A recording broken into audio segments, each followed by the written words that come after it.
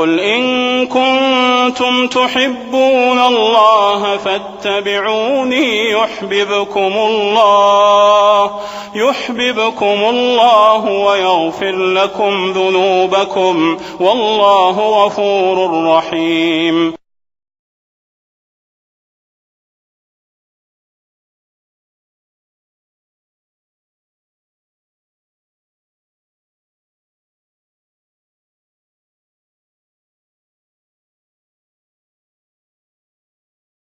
After the death of the Prophet ﷺ, the Muslim community continued to grow rapidly under the leadership of the companions of the Prophet, Abu Bakr, Umar, Uthman, and Ali. May Allah be pleased with them all. Medina was capital of the Muslim state in its early years, and the city over the years has undergone considerable growth, most notably the heart of the city, Masjid Nabawi, the Mosque of the Prophet. Masjid Nabawi today, after numerous expansions, lies in the area that used to be the entire city of Medina proper, highlighted in blue. At the time of the Prophet ﷺ, the major graveyard, therefore, Al-Baqi, was on the margin of the old city. The graveyard itself has been expanded over the years, but its original part, highlighted here, is what existed during the early Muslim community. The Prophet ﷺ would visit Al-Baqi and pray for the people buried here, and on several occasions indicated the great virtue of this graveyard.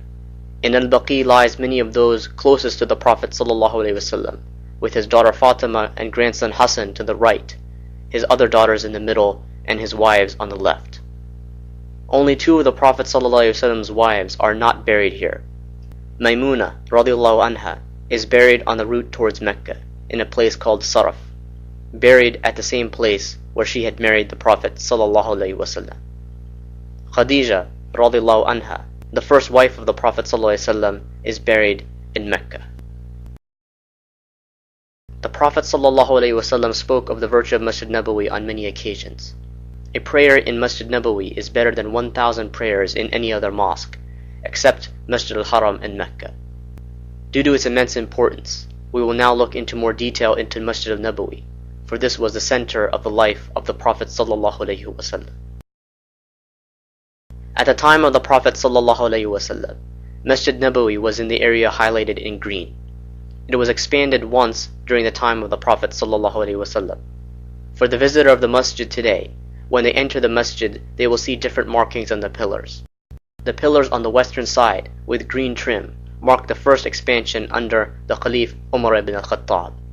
Further inside, the pillars with the gold vertical trim mark the original area of the masjid during the time of the Prophet ﷺ. Next to the masjid, the Prophet ﷺ lived, and he is buried in the house of Aisha. Nearby also were the houses of Salama and Fatima. Uthman ibn Affan, married to the Prophet ﷺ's daughter, first Ruqayya and then Kulthum, lived across a small alley, and the Prophet ﷺ would cross the alley to visit them, so this area was also called the Gate of Uthman. It is also at this location that the angel Jibreel appeared to the Prophet ﷺ after the battle of the Confederates to instruct him to march on the tribe of Banu Qurayda. Hence, this gate is more famously known today as the Gate of Jibreel. On the western side of the original masjid, Abu Bakr as-Siddiq radiallahu anh lived. At the time of the Prophet ﷺ, the companions were so connected to the masjid that they not only lived next to it, but had personal gates into it. When the Prophet ﷺ was in the last days of his life, he called on all these personal gates to be closed, except the gate of Abu Bakr, an indication of his high status over all the other companions. Next to the gate of Abu Bakr is another gate called the Gate of Rahmah, the Gate of Mercy. A man once entered through this gate as the Prophet ﷺ was giving the Friday sermon. The man complained of drought and asked the Prophet ﷺ to pray for rain. After the prayer of the Prophet ﷺ, clouds immediately appeared and it rained for nearly a week. That next Friday, the same man came during the Prophet's Friday sermon and asked for the rain to stop. The Prophet ﷺ prayed again, the clouds disappeared, and the rain stopped immediately.